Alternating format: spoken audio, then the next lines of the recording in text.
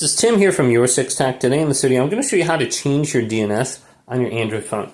So you can do this in two different areas. You can do this under Google Chrome settings.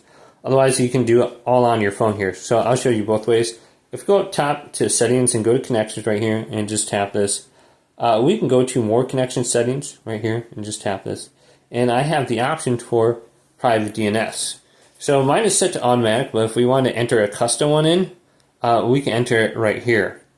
So whatever it may be, just search for something online, whether it's like a like a family filter or something like that, or ad blocker or whatever. You can enter in right there.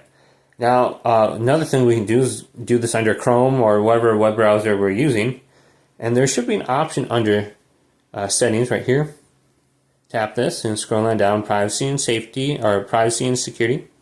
Scroll on down under here and locate DNS.